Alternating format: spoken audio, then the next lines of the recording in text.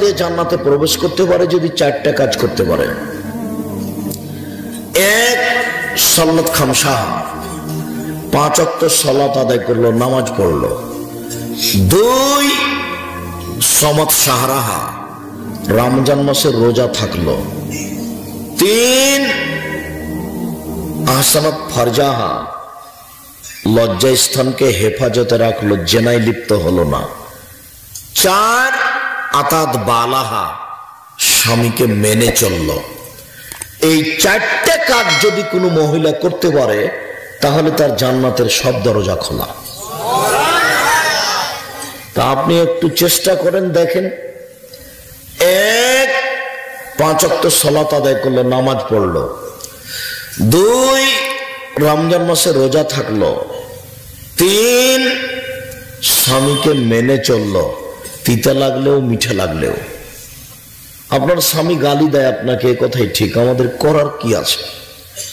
কতদিন বলছি আপনাদেরকে যে বউকে মারতে হয় না, গালি দিতে হয় না, নিন্দা করতে হয় না, তবু আপনার স্বামী মারে, গালি দেয়। আপনাকে ধৈর্য ধারণ করেই থাকতে হবে, স্বামীকে মেনেই চলতে হবে। যদি মানা সম্ভব না হয় তাহলে খোলা তালাক করেন, তার সাথে থাকতে হবে না। তার সাথে থাকবেন, ও গালি দিবে, তারপরে 1 গ্লাস পানি চাইবে, তখন গিলাসটার সামনে থ্যাকুস করে রেখে দিয়ে চলে যাবেন। এভাবে হবে না, তাকে মেনেই চলতে হবে। যেহেতু তিতা লাগুক মিঠা লাগুক তাকে মানতেই হবে, অতএব অভিমান করে এভাবে পানি দেওয়ার প্রয়োজন নাই। অভিমান করে বাপের বাড়ি গিয়ে 2 মাস 4 মাস থাকার প্রয়োজন নাই।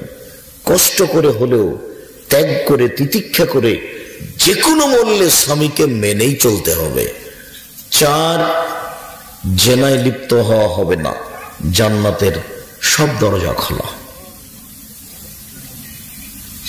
একথা আমি বলিনি, একথা মুহাম্মদ সাল্লাল্লাহু আলাইহি ওয়াসাল্লাম বলেছে।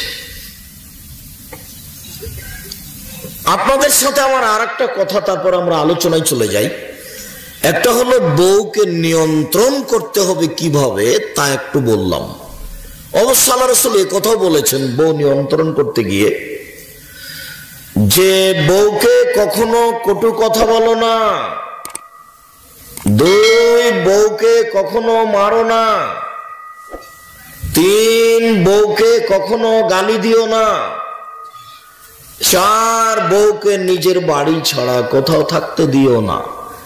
চাচির বাড়ি যেতে পাবে না, খালার বাড়ি যেতে পাবে না, ফুফুর বাড়ি যেতে পাবে না, মায়ের বাড়ি যেতে পাবে না, জরুরি প্রয়োজন ছাড়া বাড়ি ত্যাগ করতে পারে না। বাজার যেতে পারে কি করে? আমি বলিনি এই কথা, মুহাম্মদ সাল্লাল্লাহু আলাইহি ওয়াসাল্লাম বলছেন। বিবাহের বাড়িতে যাওয়ার কোনো প্রশ্নই আসে না। বিবাহের বাড়িতে গেলে স্বামীর সংখ্যা বেশি হয়ে যাবে,